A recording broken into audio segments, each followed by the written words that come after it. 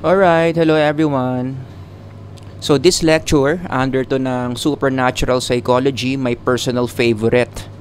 Kasi sa tingin ko, yan talagang field na yan, very balanced no, between science and spirituality. Hindi kasi talaga kayang lahat makapture ng science yung realidad ng buhay. No? Meron talagang mga supernatural beings, may mga supernatural forces na dapat din nating i-consider para mas maintindihan natin yung everyday existence natin. At yan, nadidiscuss lang yan under supernatural psychology. Ang dami ko na namang sinabi, no? Anyway, so ang title ko ngayon, How Demons Destroy the Psyche. This time, we will talk about cognition. Kung hindi ako nagkakamali, nagkaroon na ako ng ganitong lecture where I focus on the physical dimension. Paano sinisira ng mga demons yung physical dimension ng tao. Ngayon, iba, we will talk about cognition. Now, for those of you not familiar with this series under supernatural psychology, dahil under to ng supernatural psychology, syempre, meron tayong supernatural being na pag-uusapan. Ito yung tinatawag nating demons. So, hindi ito kayang i-confirm ng science. Although, kayang i-catch ng science yung signs, yung manifestations ng demons, pero yung essence ng demons mismo, hindi kayang mahuli ng science yan. Hindi mo pwedeng ilagay sa test tube ang demons. Hindi mo pwedeng makita sa MRI o sa CT scan ang mga demons. Kasi nga, they are operating, they are existing in the spiritual world. Ang kaya lang makuha ng science, mahuli ng science is the physical dimension. Is that clear? So anyway, going back, ano ba yung demons? No? Demons, ang original term niyan, etymology, means adversary. Or sa Tagalog, kaaway or kalaban. If there's one book I highly recommend na basahin ninyo, ito yung kay Michael Heiser. Ang title ng libro niya is Demons. Diniscuss niya dito systematically kung ano ba yung demons in the biblical perspective. Bottom line, totoong may demons.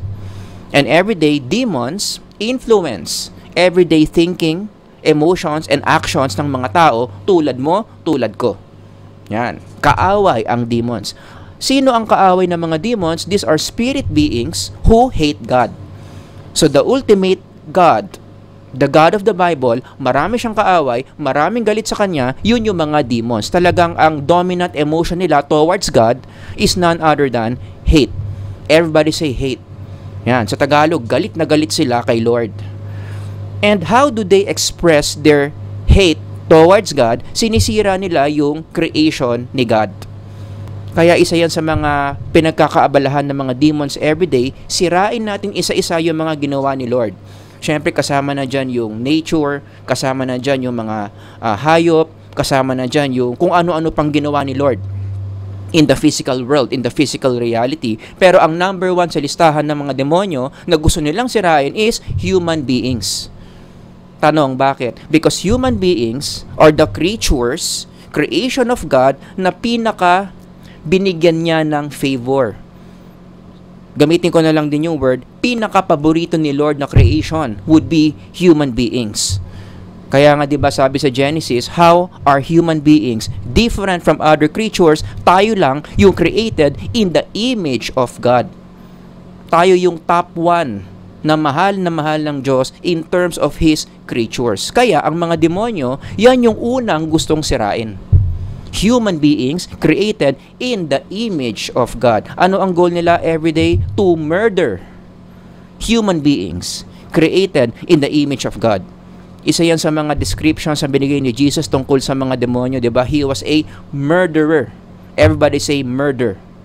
Ibig sabihin, pagpatay, pagsira. Yan ang goal ng demons. Araw-araw, ang agenda nila, sirain yung mga tao created in the image of God. Kaya ang magandang insight dito, I share this in my other lectures, no? Someone wants you destroyed. O sabihin ko na rin yung word, someone wants you dead every day. Lahat tayo dito merong tinatawag na death threat. Huwag mong isipin na ang death threat para lang sa politiko, para lang sa mga drug lords, para lang sa mga big time na tao. Hindi ako kasama dyan kasi simpleng teacher lang ako, simpleng businessman lang ako. Not true. As long as you are created in the image of God, lalong-lalo na if you have accepted Christ in your life, sure ball, merong galit na galit sa'yo. Yan yung demons. Demons want you spiritually, physically, in all aspects dead. Yan yung agenda nila araw-araw. Nagigets nyo? So in this series of lectures, dinidiscuss ko how demons destroy each aspect of human beings. Para makasira ka kasi ng tao, dapat isa-isain mo dudurugin yan.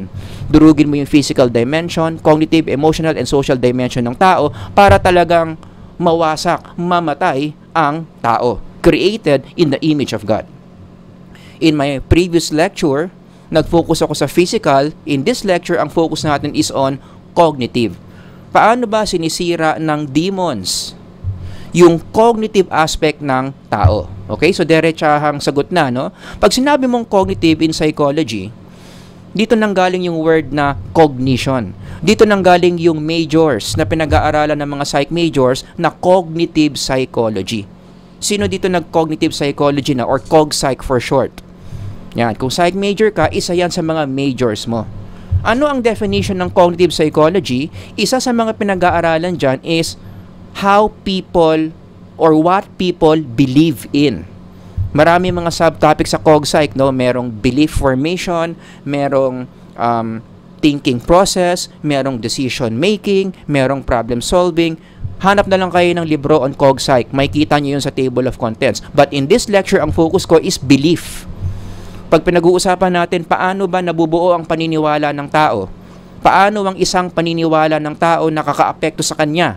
Thinking, emotions, actions, under pa rin yan ng cognitive psychology. So, ang focus ng lecture ko ngayon is on how demons destroy people's beliefs. Yan yung tinitira ng mga demons to destroy human beings. Tirahin yung mga paniniwala ng mga tao. Some examples of beliefs na pinag-aaralan sa cognitive psychology, no? Halimbawa, naniniwala ka na buhay ka.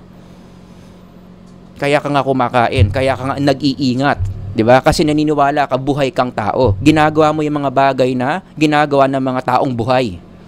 Tama ba? Kumakain, naliligo, nag-i-sports, nagtatrabaho kasi nga naniniwala kang buhay ka. 'Di ba? Napakasimpleng belief pero ang daming effects sa behaviors. Naniniwala ka na may trabaho ka. Kaya ka nga nag-a-alarm ng cellphone.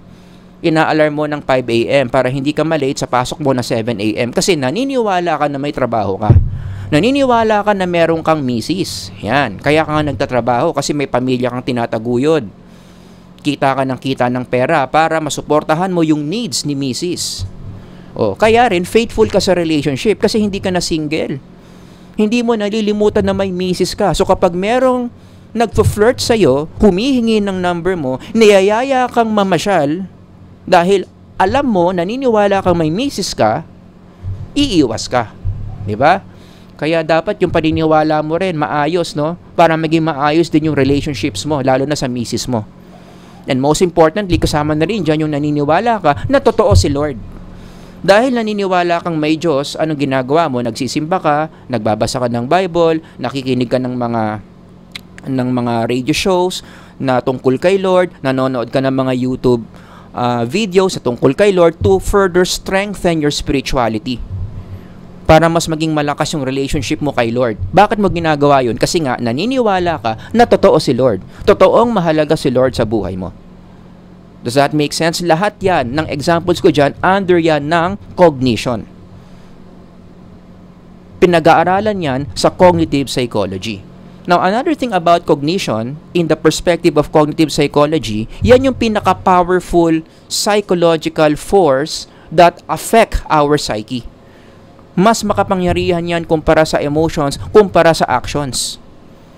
Kung irarank mo, no, thinking, feelings, emotions, o emotions and behaviors, ito yung big three ng psychology, di ba? Pag psych major ka, ito yung mga topics na dapat magaling ka. Dapat marami kang alam dyan. Pero sa tatlong yan, ito ang number one na pinaka-powerful. Tanong mo, bakit? Alam nyo bakit? Kasi, yung thinking, siya yung may control ng emotions mo. Siya yung magdidikta kung anong emotion yung mafe-feel mo. Bakit ka natatakot? Kasi nag-iisip ka ng mga nakakatakot na ideas. Bakit ka na-excite? Kasi nag-iisip ka ng mga exciting na bagay. Pupunta ka sa Boracay. Makukuha mo na yung in-order mong kotse. Iniisip mo, makakabili ka na ng condo unit mo. O, di ba?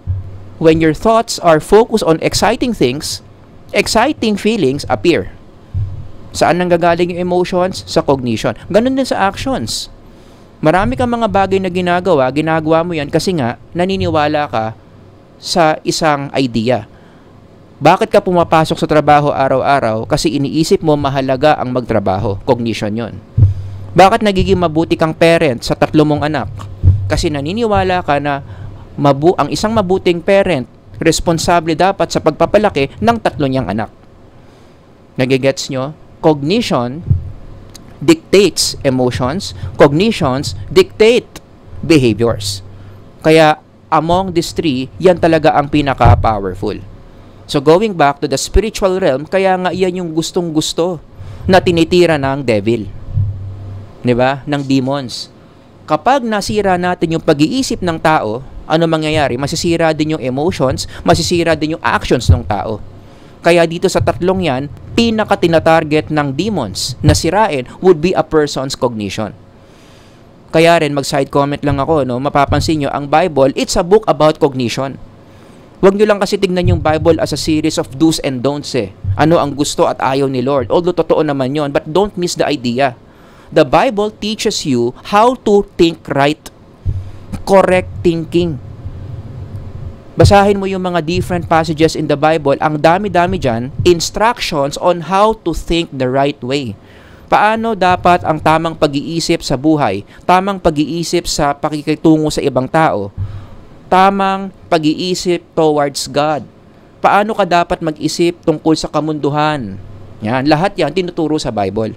Yan yung essence ng lahat ng Bible verses. Hindi ka nagme-memorize ng Bible verses para matuwa si Lord sa'yo. Because God is more than impressed. I mean, He is not impressed kung marami kang alam na Bible verses. Nagigets nyo? Ang point ng Bible, kaya yan sinulat ni Lord for us para matulungan tayo kung paano mag-isip ng tama dito sa physical world. In connection to, in relation to the spiritual world. Nagigets nyo? So, ganyan kahalaga ang cognition over emotions and actions. So, dito na ngayon papasok yung influence ng demons. Ang mga demons, galit na galit sa mga tao, created in the image of God, sisirain nila yung thinking process natin by injecting toxic belief systems. Magpa-plant yan, magtatanim yan ng mga belief systems na nakakalason spiritually. Anong ibig sabihin nun in the literal sense? Ibig sabihin ng toxic belief systems, mga bagay na hindi totoo sa buhay, pero palalabasin ng demons totoo, or mga ideas na anti-Bible, unbiblical. And as we know, any ideas that are anti-Bible will destroy human beings. Gagawa natin ng ibang lecture yan. But that's a very good principle to remember. If an idea is against what the Bible is saying, it's not good for human beings. Nagigets nyo? So yung mga toxic belief systems na yan, nakakalason yan sa psyche ng tao. Yan yung ini-inject. Yan yung araw-araw na tinatry na itanim ng mga demons sa psyche ng mga tao para masira yung buhay natin. And in this lecture, actually, 2-part series ito. Pag-uusapan natin yung 3 toxic belief systems. Yan. Self-love movement. And then next lecture will be materialism. Isama na rin natin yung scientism. Lahat yan toxic. Nakakalason sa psyche ng tao. Lahat yan hindi totoo. Lahat yan unbiblical. Unfortunately, many people today believe, kinakagat, kinakain, ina-absorb yung mga toxic belief systems na yan, kaya ang ending, nasisira ang buhay. So I hope this lecture can warn yung mga nanonood against these toxic belief systems na parang tama. Pero sa totoo lang, mali, and it destroys our psychological well-being. So unahin na lang natin yung self-love movement for this lecture. Abangan niyo yung lecture ko sa numbers 2 and 3, no? So ano ba yung self-love movement? Usong-uso to ngayon, especially among young people. Ang tinuturo dyan is, you are the most important being in life. Ikaw ang pinakamahalaga sa buhay. Ikaw ang number 1. Ikaw ang VIP sa buhay. Kaya, isa pa sa tinuturo sa movement na yan, you love yourself above all else. Unahin mo sarili mo. Mahalin mo ng mahalin yung sarili mo kasi deserve mo lahat. Yan. Sino dito ganyan nakaka-relate? Di ba usong-uso yan? Mahalin mo muna ang sarili mo bago ang ibang tao. Ang pinakamahalaga sa lahat, maging masaya ka sa buhay. Isa pa yan. Sa mga philosophies na tinuturo ng self-love movement, ang ultimate goal ng buhay, sumaya. Gawin mo lahat ng bagay na makapagpapasaya sa'yo, mahalin mo ng mahalin yung sarili mo. Ang dami nilang mga quotable quotes dyan. Ito, one example, i-zoom in natin. Love yourself first and everything else falls into line, sabi. You really have to love yourself to get anything done in this world. Yang mga words na yan, again, under yan ng self-love movement, akala ng mga tao okay lang, akala ng mga tao maganda, tama, pero sa totoo, nakakalaso ng kaluluwa. It poisons our psychological well-being. Nagigets nyo? At marami pang mga versions niyan, ha? Marami pang mga smaller expressions niyan, like the following. Sino dito nakarinig na nito? Or, isa to sa mga paniniwala mo sa buhay. Diba? When you are saying, you deserve all the good things. Yan, self-love movement yan. Magtaas kayo ng kamay kung isa yan sa mga paniniwala nyo sa buhay. Dapat lagi kang happy. Dapat pipiliin ko lagi sarili ko. Dapat ako muna. Dapat I follow my heart. Kung ano yung nararamdaman ko, yun yung tama, yun yung susundin ko. I will follow my North Star. Yan, isa pang term yan, North Star. In connection to follow your heart. O ito, usong-uso rin to. Ipakita mo kung sino ka. Huwag kang mahiya kung sino ka. Ipagmalaki mo kung sino ka. Huwag kang makinig sa dikta ng iba. Huwag mong babaguhin yung sarili mo. Ipakita mo kung sino ka, huwag kang makinig sa kanila. Yan, yung mga ganyang linya. Under yan ng self-love movement. Ngayon, ang problema dito sa mga teachings ng self-love movement, it's antithesis. It's the opposite of what spiritual beings like us should be doing. Kasi sa totoo lang, kung titignan mo tong mga inuutos ng self-love movement, hindi ito ang nature ng mga spiritual beings tulad natin. Hindi natin dapat ito ginagawa as spiritual beings made in the image of God. Ano ba dapat ang ginagawa natin? Sabi ni King Solomon, the wisest man who ever lived. Anong na-realize niya? Fear God and keep His commandments, for this is the whole duty of man. Ikumpara mo itong Ecclesiastes 12:13 sa self-love movement, ibang-iba. Black and white yung difference. Another example, anong sinabi ni Jesus sa Matthew? Then Jesus said to His disciples, if anyone desires to come after me, all together read, anong gagawin? Let him deny himself and take up his cross and follow me. Ibang-iba na naman yan sa self-love movement. Black and white yung difference. Opposite na opposite. Magkabaliktad na magkabaliktad. Dito, inuuna yung dinideny mo yung self. Dito, minamahal mo yung self. Dito, inuuna mo si Lord. Dito, inuuna mo sarili mo. Ibang-iba. Wala nang tatalo dito. Sa another passage ng Matthew, Jesus declared, anong sabi niya? Love the Lord your God with all your heart and with all your soul and with all your mind. Ibang-iba na naman sa tinuturo ng self-love movement.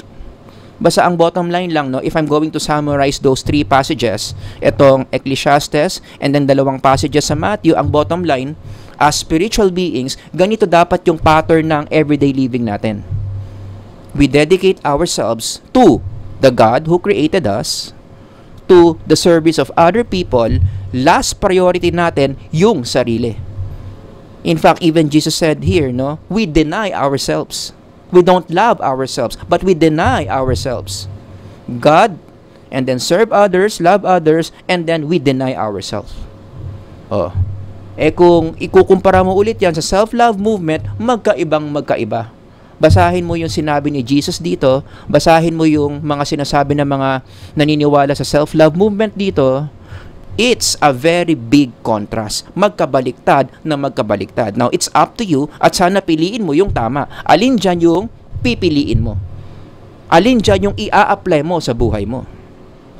God, others, and self, ito yon, versus gawin mong Diyos yung sarili mo. Unahin mo lagi yung sarili mo. And I pray No? I pray to the Lord na sana piliin mo kung ano yung realidad, kung ano yung dapat, hindi yung kung anong masarap pakinggan. At ano ang dapat? Hindi na ako mag-iingat-ingat dito. Ang mahalaga, masabi ko yung truth. Ano ba ang dapat? We should be functioning this way. Bilang mga spiritual beings, ganito dapat yung pattern ng life natin. 'Di ba? Our psyche, our psychological resources are dedicated for God and then for the service of others, and then we deny ourselves. Diyan gaganda ang well-being natin. Sundin mo ng sundin yung sinasabi ng self-love movement, tataas ng tataas yung poison mo sa psychological system mo, maya-maya mapapansin mo ang dami-dami mo ng mga psychological issues. But let me dig deeper, no? What makes self-love movement toxic? Paninindigan ko yung statement ko na yan. Bakit toxic ang self-love movement? Let me present to you the following reasons. Number one, kasi kapag ina-apply mo yung self-love movement sa buhay mo, it creates resistance to spiritual needs. Habang ina-apply mo yung self-love movement sa buhay mo, lumalayo ka sa mga spiritual needs na dapat nakukuha mo everyday para gumanda yung well-being mo. For example, no? Eto. Ito yung tuturo sa'yo ng self-love movement. I deserve, dapat happy ako, choose you, etc., etc. The more you apply this, the more lumalayo ka sa mga spiritual resources na dapat nakukuha mo everyday according to the Bible. A more concrete example, usong-usong ngayong movement na yan, di ba? Kaya many young people today, according to a survey, sa sobrang paniniwala nila sa self-love movement, lumalayo na sa church. Sabi ng SWS, 38% of Filipinos attend religious services weekly. Bumaba na, pabagsak ng pabagsak ang mga tao na gumagawa ng mga spiritual things, including going to church, including sustaining fellowship with fellow Christians. And you would understand why. Kasi nga, opposite yung tinuturo ng Bible sa self-love movement. Diba? Paulit-ulit kong present yung slide na yun, no? Flash yung slide na yun. See the contrast. This is what the Bible teaches. Unahin mo si Lord. And this is what self-love movement teaches. Unahin mo sarili mo. Opposite na opposite. Isang example pa lang yan. So if you take the Bible in general, anong tinuturo ng Bible tungkol sa mga sarili natin? Ano ang dapat natin ginagawa everyday? Sobrang magkaiba yan sa self-love movement. So it creates dissonance. Everybody say dissonance. Yung mga psych majors alam yan. It creates resistance. 'Di ba? Marami mga tao ngayon dito napaka-pro self-love movement, dito na sila lumaki. So when they hear teachings of the Bible na salungat dito, opposite dito, ano ang tendency? Ay umalis tayo diyan. Lumayo tayo sa church. Lumayo tayo sa mga sinasabi ng Bible. Huwag na nating basahin yung Bible. Huwag na tayo pumunta sa church. Killjoy kasi ang church. Does that make sense? Ngayon, dyan ang danger. Kasi kapag yung isang tao na lumalayo sa church, lumalayo sa spiritual needs, such as the following, di ba? Dahil hindi ka nag-church, hindi ka nag-fellowship, lumalayo ka sa presence ni Lord, ito yung mga nami-miss out mo. Hindi ka ngayon nakakakuha ng fellowship, grace, forgiveness, peace of mind, gentleness, love, joy. Ang dami ko pang hindi nilagay dyan. Ano nangyayari? Nagkakaroon ng spiritual malnourishment. Diba? Kasi lumalayo ka sa God's Word lumalayo ka sa presence ni Lord. So hindi mo nakukuha yung mga yan na dapat araw-araw mong nakukuha. And in the long run, the more you are depriving yourself of this, dahil sa paniniwala mo sa self-love movement, galit na galit ka sa Bible, ano nangyayari sa'yo? Naiipon yung spiritual malnourishment mo, maya-maya, dadagdag ka na sa statistics ng mga tao na may concern sa psychological health.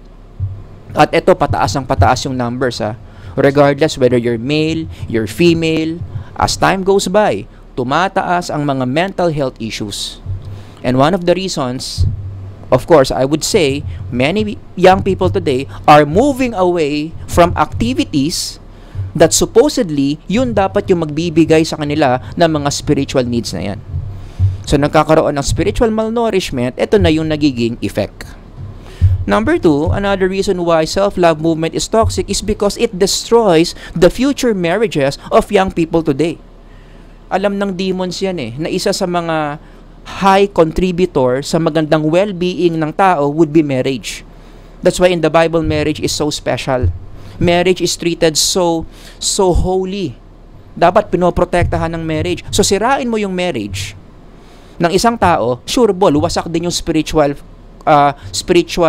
side niyan. Alam ng mga demons yan.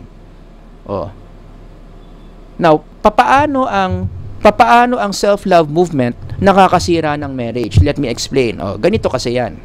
Ito yung mga tinuturo sa self-love movement. I deserve, dapat happy ako, I choose me, ako muna, follow your heart, ipakita mo kung sino ka. Again, ano yan? Self-love movement. Ito ngayon ang problema dyan, no? Yung mga tinuturo ng self-love movement na yan is very opposite. Magkasalungat kung papasok ka sa isang marriage. Hindi mo pwedeng pairalin yung mga philosophies na yan ng self-love movement kapag nasa loob ka na ng marriage. Kung titignan mo, babasahin mo yung marriage vow that the husband and the wife are giving to each other during wedding day. Hindi uubra yung self-love movement. You have to let go of the self-love movement if you want your marriage to work. Basahin nyo na lang to, yung marriage vows on your own. Pause the video if you need to. Pero bigyan ko kayo ng example how self-love movement will destroy these marriage vows. Okay? Halimbawa, kinasal ka. Along the way, and this is normal in marriages, may mga times na hindi ka na masaya kasi lagi kayo nag-aaway. Ang dami yung mga issues bilang mag-asawa, which is again, inuulit ko, normal. Walang mag-asawang hindi nag-aaway. Tanungin nyo sa mga lolo at lola nyo, sa mga nanay at tatay nyo, lagi sila nag-aaway. Diba? Eto. Hindi ka masaya kasi nag-aaway kayo. Pero batang self-love movement ka. Anong maaalala mong philosophy ng self-love movement in the context na hindi ka na masaya sa partner mo, sasabihin mo, I deserve to be happy. So ano ngayon ang ending?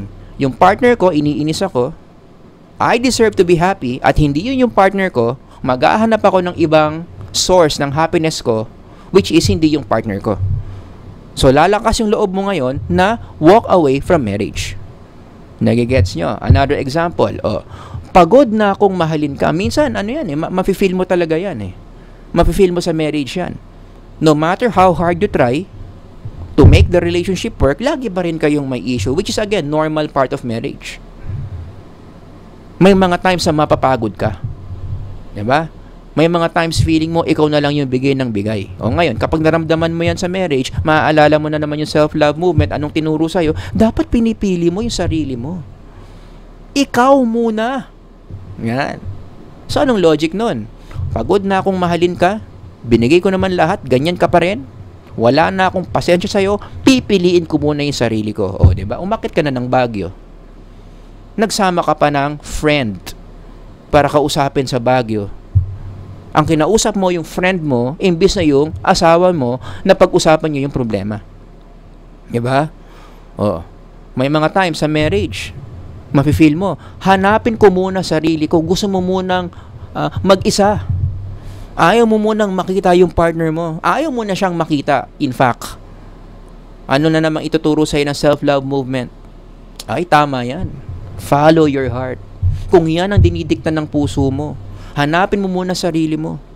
Gawin mo yan. Magbagyo ka. Magtagaytay ka. Sumama ka na doon sa isa mong manliligaw sa office. Kung yun ang tinitibok ng puso mo, yung puso mo nandoon na sa office mate mo, follow your heart. Ikaw muna. Pasayahin mo sarili mo. Iwan mo asawa mo para doon sa office mate mo na matagal ka ng gusto. Nagigets nyo? So these ideas from self-love movement, pairalin mo yan, i-apply mo yan sa married context, sure ball, sira ang marriage mo. And when marriage is destroyed, we cannot deny this, ang lakas ng epekto niyan, negative effects sa psychological well-being ng tao. At ang sad news in the Philippines, pataas ang numbers of husbands and wives na nasisira yung mga marriages nila, as you can see in the statistics. Although old ito, no, 2014 pa to yung last data dito, but the trend is still the same. It's going up. And one of the reasons is, I think, I am not oversimplifying annulment, ha. Marami mga variables dyan, marami mga predictors yan kung bakit naghihiwalay yung mga mag-asawa, but we cannot deny na isa sa mga reasons kung bakit naghihiwalay yung mag-asawa, ina-applyan kasi ng mga self-love movement philosophies. Na imbis na ayusin yung marriage, it gives them confidence to further break it apart. At ang sinong ang may pakana niyan? The devil, the demons, who would like us destroyed. So anong ginawa nila? Nag-inject sila ng mga toxic ideas like this na sureball sisira sa mga marriages natin. And when that happens, kaya dito tuwang-tuwa yung demonyo eh. 'Di ba? When marriages break apart and the kids suffer, nagkakaroon ng mga psychological issues yung mga children coming from broken marriages, tuwang-tuwa ang mga demonyo dyan. Kasi nag-work yung pagtatanim nila ng mga toxic ideas na yan sa psyche ng mga tao via the self-love movement. Nagigets nyo? Grabe, no? Self-love movement pa lang yan. Ang bottom line lang dito as we close this lecture, number 1, demons plant toxic ideas in our psyche, and that happens every day. Dapat ganyan lagi yung pananaw natin, ha. Meron tayong mga ideas na naririnig inside our heads na akala natin tama, akala natin okay lang, akala natin normal. Yun pala, lason na. That the more we internalize these beliefs, unti-unti na pala tayong sinisira. And number 2, the more we internalize those toxic ideas, kasi nga akala natin tama, akala naman natin it makes sense, ina-apply natin sa mga buhay natin, yun na. Doon nang gagaling yung unti-unting pagpatay sa mga espiritu natin. The more we apply these toxic ideas into our lives, unti-unti tayo nagkakaroon ng spiritual death. Translate to psychology, bumababa yung well-being natin, pumapalya yung mga mental health natin.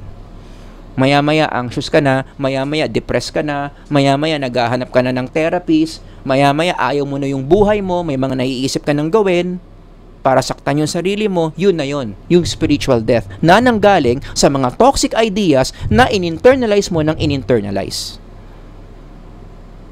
Kaya ano yung mga applications dito? Number 1, mahalaga talaga yung exposure and absorption of God's Word.